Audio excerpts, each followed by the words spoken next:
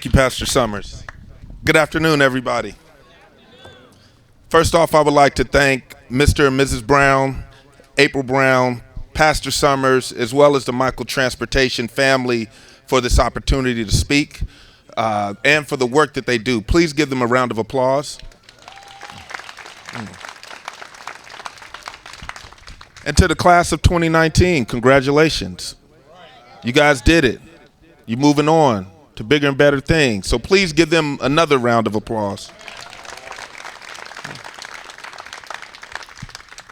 So as Pastor Summers said, I do have a lot of titles, kind of embarrassed by them. Vallejo City Council member, delegate for the Democratic Party, regional director of the African American Caucus, as well as business owner.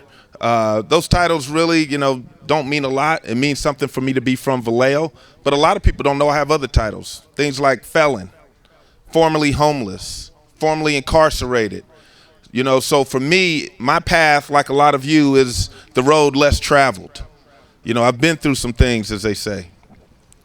And so I actually came here, and I'll tell you, this is my first time being a commencement speaker, so if it's too long, forgive me. If it's too short, forgive me. But it's from the heart. And I came up with a list of some things I wanted to share with the graduates, but on the way over, I thought of one more thing that I felt compelled to add. Things that have gotten me through to where I am today. And number one, I would say love yourself. Sometimes, as Pastor Summers said, you're going to go through some things. You're going to have some problems. Sometimes it feels like nobody loves you. But at the least, you got to love yourself when times get rough and know that you can do it and you are capable, intelligent person who can accomplish anything. Secondly, it's dream big. When I came home from prison, even while I was in prison, I had a plan. I was going to open up a dispensary. That was my plan. No one could take me from it. People were saying, hey, try this, try that. You can't think like that. You just came home. How dare you think that you can open up your own business? I said, I'm going to do it. They said, well, how can you do it? Well, I'm going to raise the money. Well, you can't raise the money. Well, lo and behold, not only was I able to open up the dispensary, but I opened up the first African-American dispensary owner in Northern California and the first Vallejoan to open up a dispensary here in Vallejo. And even after I reached that point and everyone said, okay, Hakeem, now that you've reached that, we know where you're at. Stay in your place. I said, no, I want to make a difference. I'm going to run for Vallejo City Council. And I can't tell you how many people said, there's no way in the world you could do it. The Brown family said I could do it. And Pastor Summers said I could do it. But there were a lot of people who said there's no way. Former felon, the kind of business you own, no, that would be impossible. The voters would not be able to relate to you. Well, once again, they were wrong. Not only did we win, but we won by more votes than anyone's ever won by in the city of Vallejo. But I credit a lot of you all for that victory. It wasn't me, but at the same time, you have to be able to dream and challenge yourself to bigger and brighter things. Always challenge yourself. I think that's something that, you always have to be a dreamer. Third, outwork your opponent. We're all going to make mistakes. We're all, sometimes, we're not always the best, but you can always apply hard work to whatever you do, no matter what it is. Hard work will cover up mistakes. Hard work will allow you to beat people who might be smarter than you or come from more privilege than you. Hard work will carry you through. I would not be here if it wasn't for that. One thing my grandfather always told me is, as a black man in America, I'm going to have to work twice as hard to get ahead.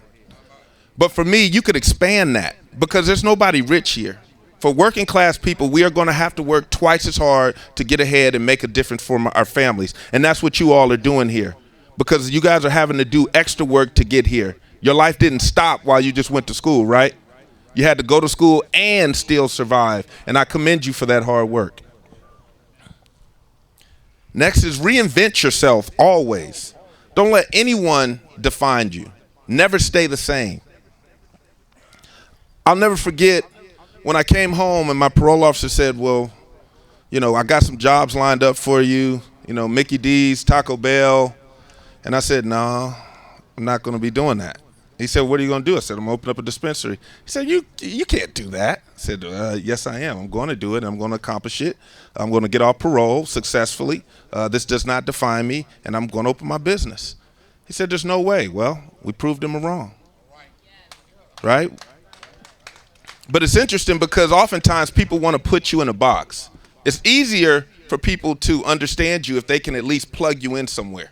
You know what I mean? You're this, you're that, you were this, drug addict, you went to jail, whatever it may be. People want to define you, but you got to force people to think outside the box and say, hey, you cannot define me. There are things that I can accomplish that you may not know about. So you always have to keep redefining yourself.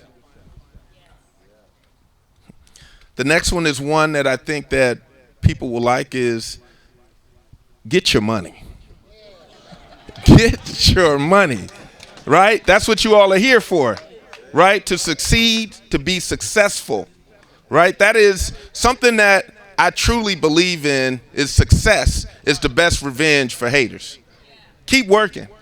If you're dealing with a downfall, if you're having a setback, keep working because your success is what matters. Keep working towards improving yourself. That's the American way. So get your money. You know, as we say, as youngsters say, get the bag, right? And I commend you all for it because that's what you're here for. And I commend everyone here for supporting them because we all want to make it. We all want to be able to take care of our families. We all want to have a house and achieve the American dream. So no matter what you're doing, keep that in your mind. There's oftentimes I say, you know, as a city council member, I have people come up, threaten me, say all kinds of things. I'm like, this is going to stop me from getting my money. So I'm going to keep moving and not let this stop me from being successful. And last but not least, what I would like to say is never give up. My grandfather had a saying that was the family motto. Never give up, give out. Literally fall out before you give up. And we'd make him say it over and over. Like, Grandfather, what did you say again? Say the whole thing. And he repeated to us constantly, all of his grandkids, never give up. Right? Because life is going to have setbacks. Life is not perfect.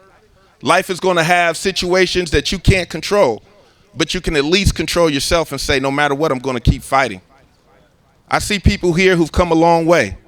Family I see here in the crowd, Mr. Block, that have come a long way.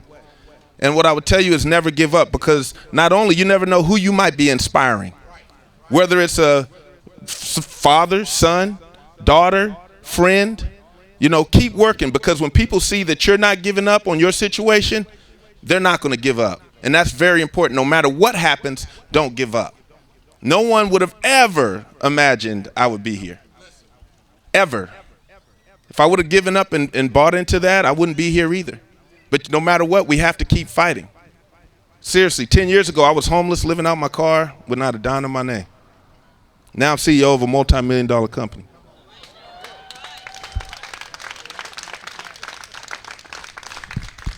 And on that note, I'm going to add one more. Keep your prayer team up.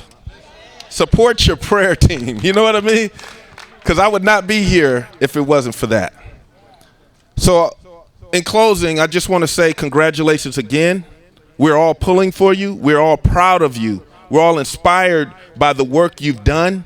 Look at these people here. This is an amazing crowd who showed up to celebrate your accomplishments and to support you all. Congratulations. Thank you.